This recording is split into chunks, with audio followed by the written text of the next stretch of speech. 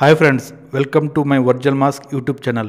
ఈ వీడియో కనుక మీకు నచ్చినట్లయితే లైక్ చేసి షేర్ చేసి సబ్స్క్రైబ్ చేయండి. అఖండ తాండవం మూవీ రిలీజ్ వాయిదా పడినప్పుడు కొన్ని పెంపుడు కుక్కలు మొరిగాయి. బాలయ్య సినిమా అప్పుడు కొన్ని కుక్కలు మొరుగుతుంటాయి, ఇది కామనే. బాలయ్య అభిమానుల్లో కూడా కొందరు మొరిగారు. బాలయ్యని కొన్ని మాటలు అన్నారు.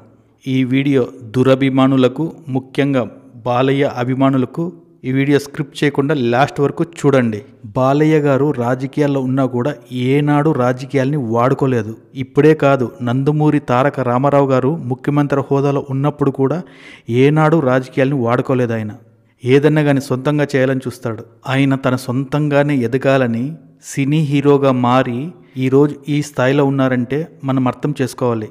వాళ్ళ బావ ముఖ్యమంత్రి, అల్లుడు మంత్రి అయినా, సెంట్రల్ గవర్నమెంట్లో నడిచేది వారి పార్టీ సపోర్ట్ చేయడం వలన అయినా కూడా రాజకీయాల్ని వాడుకోకుండా తన స్వయం కృషితో వచ్చిన వ్యక్తి అయినా కూడా తన సొంత ప్రయోజనాలకు రాజకీయాలను వాడుకోకుండా తన స్వయం కృషితో వచ్చిన వ్యక్తి అని ఇప్పుడున్న తరానికి కూడా అర్థమవుతుంది.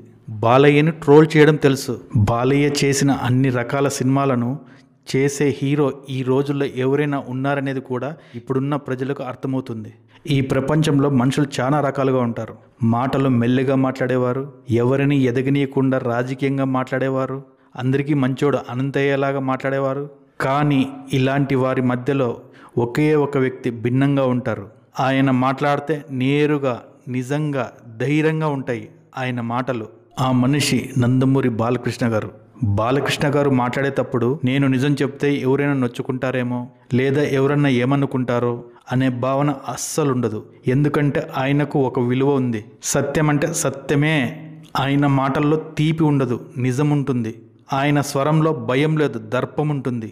ఆయన హావభావాల్లో నాటకం లేదు, నిజాయితీ ఉంటుంది. కొందరు అంటుంటారు బాలయ్య కాస్త హార్డ్గా మాట్లాడతారని. ఆయన డైహార్డ్ ఫ్యాన్స్ ఒక మాట చెప్తారు, అది హార్డ్ కాదురా, హానెస్ట్ అని.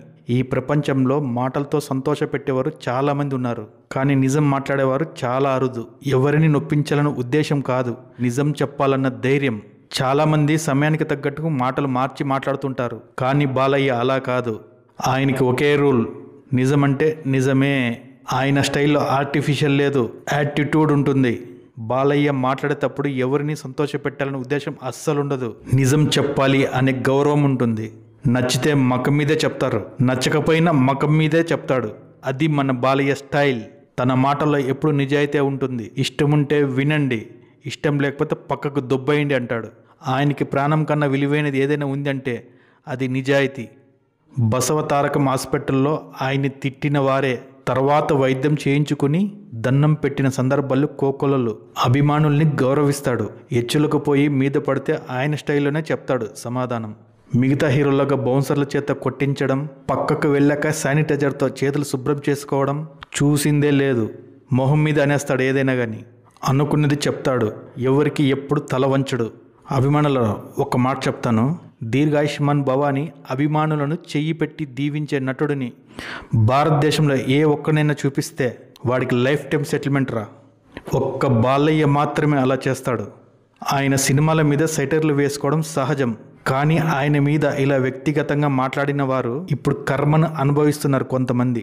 బాలయ్య రాజకీయాల్లోకి వచ్చినప్పుడు చాలా మంది సందేహించారు ఆయన రాజకీయాలు చేయగలడా అని. కానీ ఆయన ఎప్పుడు వ్యక్తిగతంగా రాజకీయాలు చేయలేదు. ప్రజల కోసం రాజకీయాలు చేశాడు, ప్రజల కోసం పాటుపడ్డాడు, ప్రజల కోసం కష్టపడ్డాడు. ఆ ఫలితమే హిందూపూర్ ఎమ్మెల్యేగా హ్యాట్రిక్ కొట్టారు. ఇది బాలయ్య అంటే. ఆయన సినిమా మాత్రమే కాదు, సంస్కృతి, సనాతన ధర్మం, మన తెలుగు నేలన్న కూడా అంతే గౌరవం.